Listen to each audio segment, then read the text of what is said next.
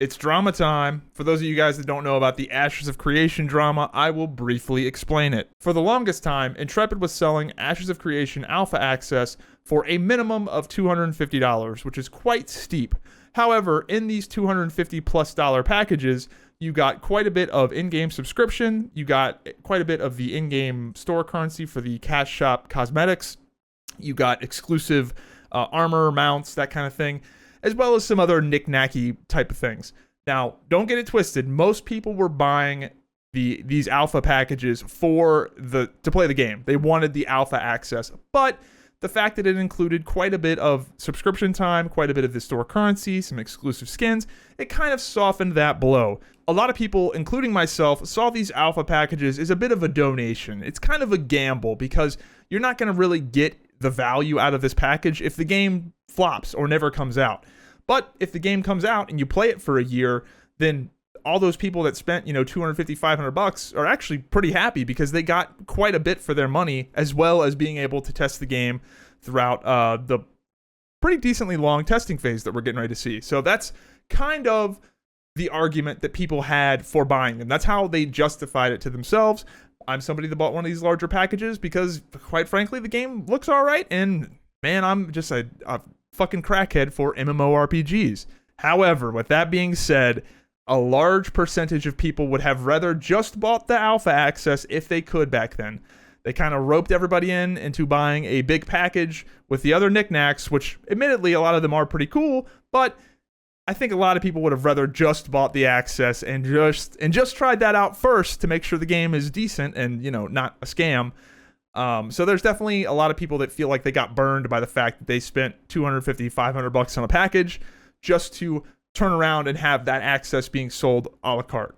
And that brings us up to the current day where they have announced that they are reopening the Ashes of Creation store and allowing people to buy standalone Alpha 2 access for $100 to $120. Now, the way these three options are structured, basically everybody's going to spend $120 because why not spend an extra $20 and get in significantly sooner? But this is interesting because they discontinued the older, more expensive packages.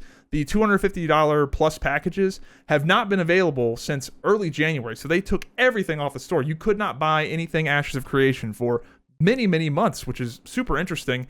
I guess they really kind of committed to that FOMO thing. And when they cut off the packages, they really did cut them off for many, many months, and you cannot buy them anymore. So that is a thing. They sort of, stood by their word on that. But now they are selling the alpha access standalone, which is amusing because it's pissing off both the people that bought the old packages that didn't want to spend all that money on their original alpha access. And then it's pissing off the new people that are like, what do you mean you're just selling us alpha access? So there are people mad that they're selling the alpha access, and then there's people that are mad that they didn't get sold the alpha access back then. So it's really amusing to see how people are mad at both things.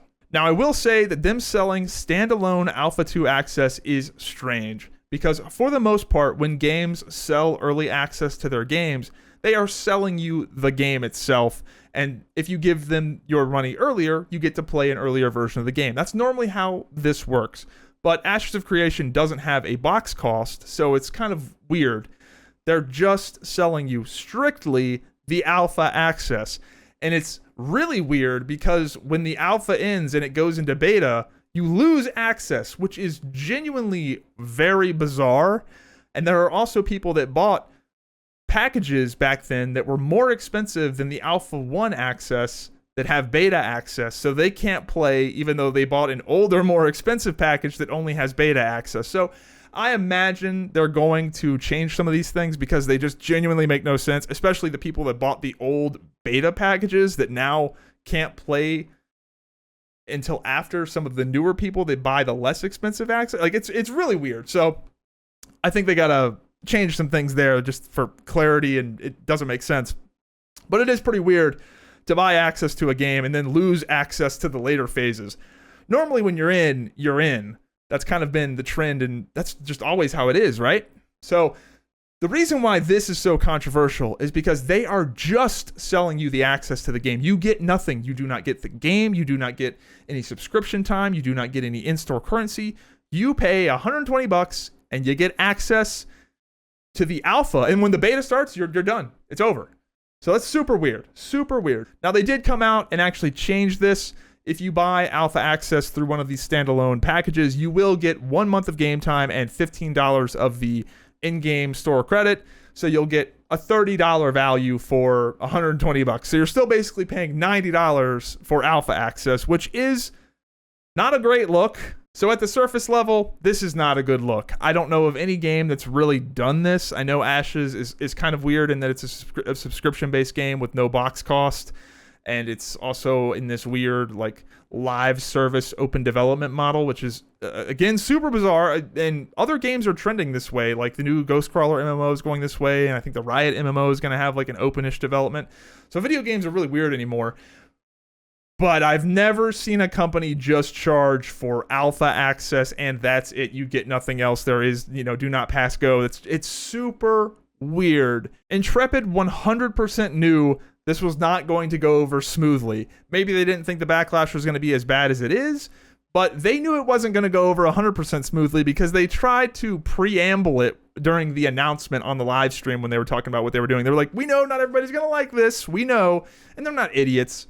They know that this is certainly weird, but we're going to play a little bit of devil's advocate here and talk about why they would want to do this beyond the obvious reasons, because there are some actual real benefits to doing it like this that people are not thinking about because they just think, what? They're making you pay for alpha access? That's crazy. But let's talk about it. The number one thing people aren't considering when it comes to this decision is the target audience for Ashes of Creation, which is older gamers with disposable income.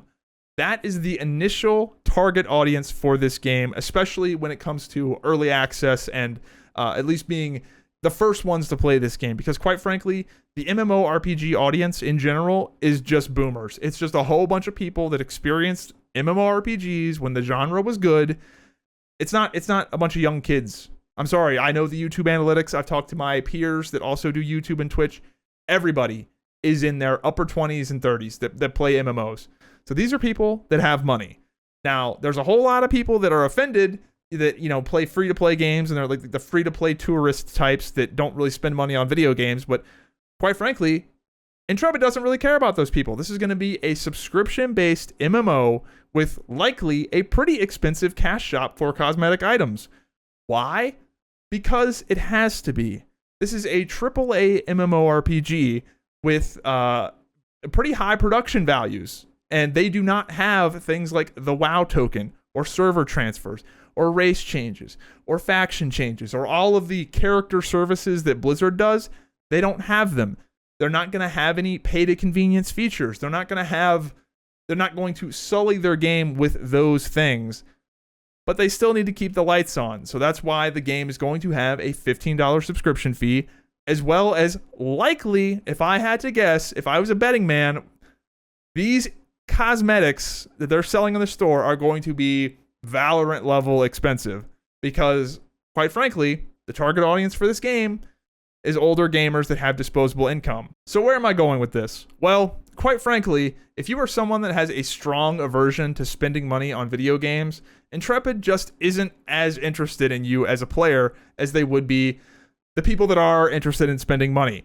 So it's kind of like a broke person complaining about the bad customer service they get at a bank. Like, motherfucker, they don't care about you because you don't make them any money. Like, you don't have any, like when you have money and you walk into a bank, they treat you way fucking differently, by the way. So it's one of those situations. Intrepid is targeting people that like MMORPGs and have money. That is who they are targeting. They are targeting the people that look at this alpha access and go, $120 for roughly a year of entertainment. Yeah, I'll do that. I love this genre. Those are the type of people they're targeting. I am somebody that is in this target audience. I have zero qualms with spending lots of money on your MMORPG, but it has to be good. It has to have mechanics that don't trivialize the game. I don't want pay to win bullshit. I don't want gotcha bullshit. I have money. I will spend that money. I will gladly pay $50 a month for your MMORPG if it's good and it doesn't have bullshit in it that trivializes the game. I think I am the type of person they're targeting, the type of person that just wants a pure MMO experience. I'll pay for it. I'll fucking pay for it. But I just don't want all the other free-to-play nonsense. And I'm not going to lie, what they're doing is a real gamble because they're wanting the average player to spend just a little bit of money rather than have the game be free-to-play and completely dominated by pay-to-win whales that are mentally ill spending $10,000, every quarter on the game. So I'd rather have a game where I just, have an amount, I pay for it, and then I play it, and I don't need to worry about like pay-to-win shit. But maybe I'm crazy. Number 2 reason why they're selling access is that the game has no NDA, meaning that people are going to be seeing the game and be familiar with the game and want to play the game. And for the most part, it's not a good business practice to show people things that they want and then not sell it to them. Imagine you go to the movie theater and you smell the popcorn and you see other people with the popcorn and you go to buy the popcorn and they say, no, you can't buy it. Like, that's crazy. If this was an alpha test that had an NDA, I would think very differently. But when you don't have an NDA, that changes things pretty significantly. Having a barrier to entry when it comes to testing is actually a good thing in most cases because who's going to give you better testing results? Who's going to give you better feedback? Somebody that got the key for free and, is just checking it out, whatever, let's just see what this is all about, and just jumps on and is like, whatever, and just, stops. Or somebody that is interested in the game, is interested in what you're doing, and is maybe going to play the game in the future because they bought into it. I think that person is probably going to give you better feedback, and they're just more invested in the product than somebody that just got it for free. This is actually a huge problem for free-to-play games. They have extremely high and quick abandonment rates because people download the game for free, and the second they don't like something, they quit and download the next free-to-play game because there's no investment in it. And it's actually so bad that some games on Steam that would have been free to play, the developers actually put a 99-cent or a few dollars of a price tag on the game. That way people play it and they have a little bit of investment, just a slight barrier to entry, a slight bit of investment. That way they give the game a little bit more of a chance because they're invested in it. It's not just another free to play game that people try and abandon and whatever. And there's a whole genre of gamer that just is a free-to-play game tourist and they don't spend any money on any games.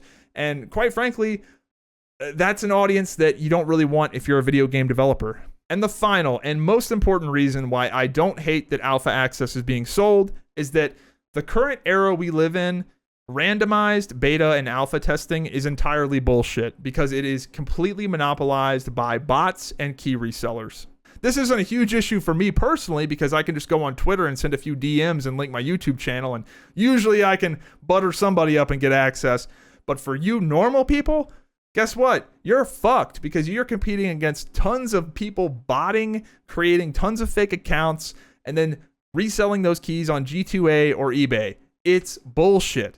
And people buy those keys because it's the easiest way to get in the game. It's really easy to just buy one of those botted keys for $5 on eBay rather than just wait for your turn. Why wait when you can just buy it for $5 from some guy in a third world country? So that's what people do. And that means more people bought the keys. And then Intrepid has this huge problem with all of these fake signups that aren't real, that throw their metrics off. And rather than giving your money to somebody exploiting and botting the system, why don't you just give it to the actual developers and they just sell you access? This is the era we live in. Having randomized invites just isn't a thing anymore. I'm sorry, it's been killed by the people botting it. And I can promise you, a game that is anticipated as much as Ashes of Creation is would have been botted to no end. They would have been slammed with so many fake accounts. It would have been stupid. So for this alone, I can almost forgive them for selling access. Now, maybe it didn't have to be $120, but I can understand why they wouldn't want it to be just sign up and get in for free, because then you have to deal with this whole other problem. Now that we're done inhaling that weapons grade copium, let's talk about some things I don't like. And there's a big one, and that is Alpha 2 access is limited at the start. What the fuck? So if you don't know, Alpha 2 is going to be weekends only for quite a few months. Now, they have been saying that Alpha 2 was going to be persistent, 24/7 access for years. That was like the whole thing, Alpha 2 is going to be up all the time, and you're going to be able to, for the most part, play it when you want to. Then for them just to come out and say, actually, Alpha 2 is in 3 phases and it's going to be weekends only for a while. That's horseshit. That's fucking bullshit. I don't know anyone that can defend this. This was a bait and switch. I can understand why they're doing it. We'll get to that in a second. But they've been saying for years that Alpha 2 was going to be persistent, 24/7 access, and then just to come out and be like, well, actually, not for another 9 months. Like, that's fucking bullshit. And everyone knows it is. Everyone knows it's bullshit. And I get why they're doing it, but it's not right, especially when you've been saying that for years. Every fucking human on Earth would have assumed that the launch of Alpha 2 would mean that it's 24/7 and persistent, minus, them taking the servers down for a patch or, whatever, right? Oh, that's not good. That's a really bad look. The other thing they did that I didn't like was they gave us a roadmap. Now, there are a lot of people that like video game roadmaps because they do not understand how software is made. Roadmaps are a fucking joke. They're a joke in software. The only way a roadmap works is if the content is already done, because nobody, and I mean nobody, accurately goes by a roadmap. Every single developer I know, and I know quite a few people from major studios like the Activisions, the Ubisofts, the EA, dude, it's a shit show. It's fucking chaos making video games. And it doesn't matter where you work. It doesn't matter. It's not like anybody does it better than anybody else. It's a shit show every fucking time, all the way up until the very end. And it's really just a measure of who can control the chaos as much as possible. I promise you, in video games, nothing ever goes according to plan. So the fact that they came out with this crazy roadmap talking about stuff 9 months from now, bro, let's be honest, that's not going to happen like that. And I'm not saying the game is like a scam, and I'm not saying they're not like working hard, but like, come on, man. Like, people are going to use this against you. You know that, right? Like, they should know better than to do that. Now on to the $1 million question, and that is, why are they doing this? Well, it's obvious, because they can. There are no other new MMORPGs that look like they're worth a damn. Nothing else is past the whiteboard phase. Don't tell me about the Riot MMO or the Lord of the Rings MMO. These games are nowhere close to coming out. Ashes of Creation, while not perfect, at least exists. Like, you can see it and you're like, okay, that actually looks pretty good. The reason people are upset about what Ashes of Creation is doing is because they care. When an Eastern MMORPG, when there's, Korean MMO number 5823 comes out and it's pay to win garbage with gacha mechanics and all this other predatory shit, nobody fucking bats an eye, because that's what you expect. Nobody looks at those games as a serious thing. People don't play, Throne and Liberty because they're like, this is going to be a game I play for the long term. I could see myself playing this for a decade from now. Like, nobody thinks about those games like that. Everybody I know that looks at a game like Throne and Liberty is like, okay, guess I'll play it for 2 months maybe. But with Ashes of Creation, people look at this game and they're like, wait a second, this might be a game I play for more than 2 months. So they're invested. They're a little bit emotional about it. They're selling access because people will buy it. And quite frankly, people want to buy it. I'd rather be able to buy my way in than rely on RNG or favoritism, or quite frankly, just buying access from some shitty G2A botter. So why are they doing limited weekend testing? Well, my theory on this is that they're trying to limit the amount of exposure players have to the game. Quite frankly, the more players test a game, the less the game will pop on launch. The more people play it and figure it out, become familiar with it, the more the gaming community as a whole is familiar with the game and they're familiar with the Twitch streams, the less people are going to care when the game launches officially. So when you limit the testing to weekends only, it's a little bit exciting when the weekend comes around, and you can't test it too much. And I think they've seen that a lot of games, especially MMOs, will have these extended testing phases where people just play the hell out of the game, figure everything out, and by the time it comes out, they're almost burned out on the game. Beta burnout is a real thing where people just play the shit out of the game, and then by the time launch comes around, they're just over it. So I think they're trying to limit the exposure players have to the game. And this is my thermonuclear hot take. When it comes to Ashes of Creation, people seem to think this game is going to be in testing for years and years and years and years. I disagree. I think it's going to be in testing for a very short period of time. And I would wager that 24/7 testing is going to be very short. The Alpha 1 24/7 access, to launch, I think it's going to be a year, maybe less. I think it's going to be significantly shorter than people think it's going to be, because the way you test video games is so different now. The landscape is entirely different. The phrases alpha and beta are completely bastardized nowadays. Call of Duty has a beta like 2 weeks before the game comes out.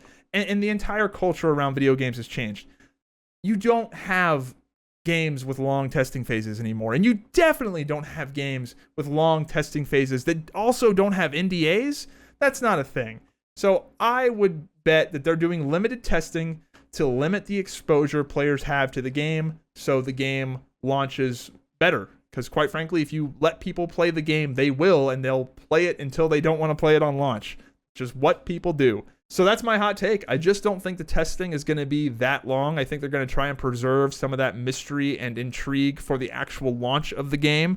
And if you think about other games that do this, like Baldur's Gate, for example, they had a very long early access phase, but it was only ever Act 1. Even they knew that it's not a good idea to let people have the whole game for an extended period of time. And with an MMO, they can't really give you part of the game. They have to give you the whole game, but they can limit the amount of time they give you the whole game. So I think that's what they're going to do. And man, this just makes me think, how epic would it be if a AAA MMORPG came out like Apex Legends, where they announced the game and then they're like, oh yeah, by the way, you can play it right now. Like, how sick would that be? You go into an MMO with knowing nothing at all. You don't even know about its existence, and it just shows up one day. How insane would that be? Overall, I'm still very optimistic about Ashes of Creation, and I'm somebody that was very, very late to the Ashes of Creation hype train.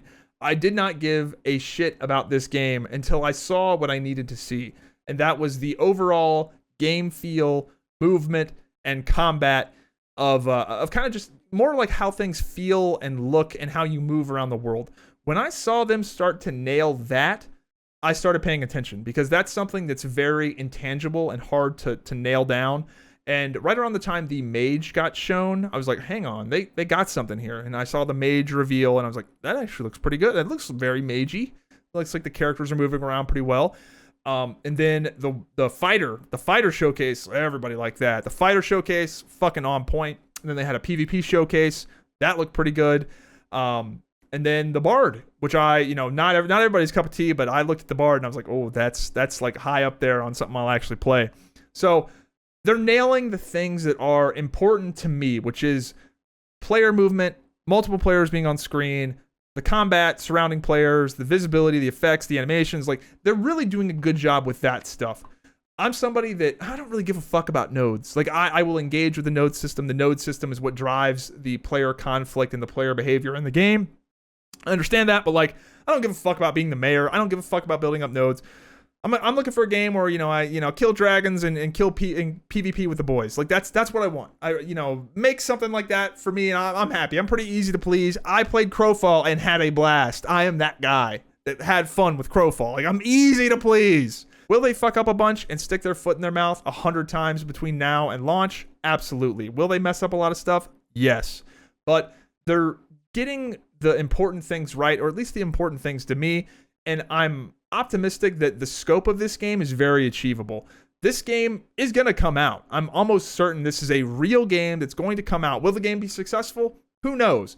Most video games are not successful, but from what I'm seeing, it looks like this is going to be a very real game that does exist, that will release.